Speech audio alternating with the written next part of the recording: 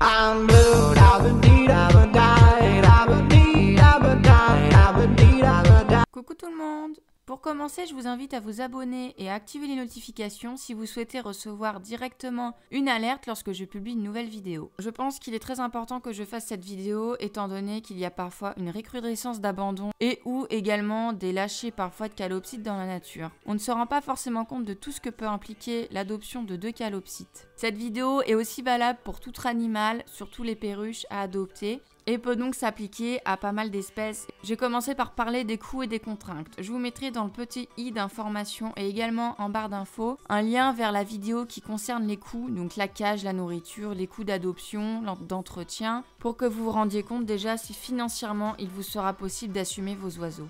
Également, il faut savoir qu'ils vivent entre 10 et 25 ans en fonction des conditions de vie. Il faut donc être prêt à les assumer et à s'en occuper toute cette durée de vie. Également, avez-vous assez de temps et êtes-vous disponible aussi bien pour les sorties qu'au niveau du temps qu'il faut dans la journée pour les nettoyer, les nourrir, vérifier que les jouets sont toujours sécuritaires, ne sont pas abîmés, changer les jouets au besoin, apporter des soins s'il y en a, les sortir, interagir avec eux, faire des jouets de foraging, les inciter à chercher leur nourriture, etc.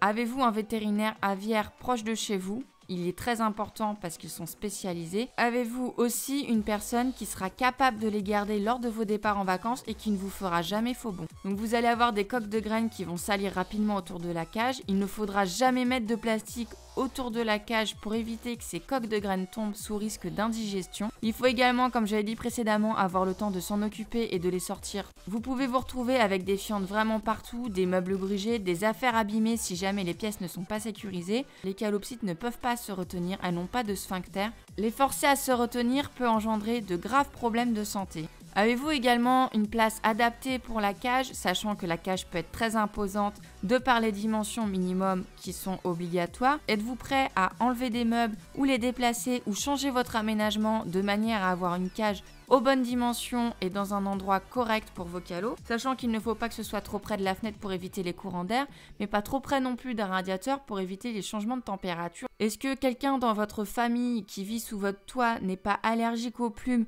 ou bien à la poudre produite par le plumage, ou encore n'y a-t-il pas quelqu'un d'asthmatique, ce qui pourrait aggraver ces problèmes d'asthme? Si vous avez un doute quant à votre allergie, essayez de trouver quelqu'un qui en a pour faire un essai entre guillemets si possible. On entend parfois que les calopsites sont calmes, mais ça dépend entre guillemets ce qu'on appelle calme, c'est-à-dire qu'elles vont piouter un peu le matin, un peu le soir quand il y a le soleil qui se lève, qui se couche. Elles peuvent également pousser des cris toute la journée, alors il faudra absolument identifier l'origine de ces cris.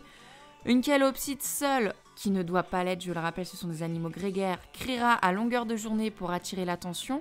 Des calopsites en couple auront tendance à être moins brillantes vu qu'elles ne crieront pas à longueur de journée, mais un mâle va chanter pas mal, va s'exercer, va chanter pour la femelle, et que ce soit mâle ou femelle, comme je l'ai dit, ils vont avoir tendance à piailler un peu le matin et un peu le soir. Également, est-ce que tous les membres de la famille sont ok pour adopter ces boules de plumes ?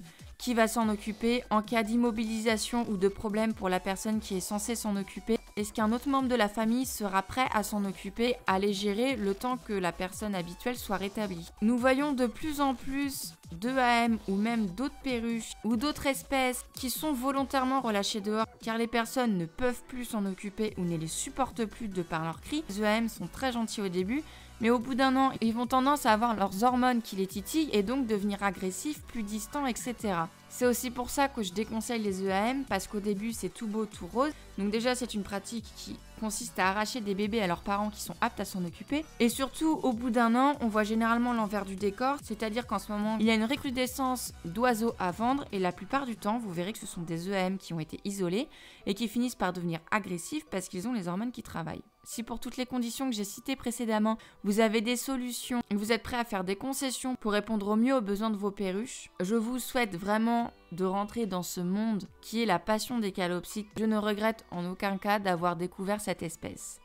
N'oubliez pas que l'adoption de calopsites est un engagement à long terme, aussi long que peut l'être une adoption pour un chien ou pour un chat. On se retrouve très vite pour une prochaine vidéo.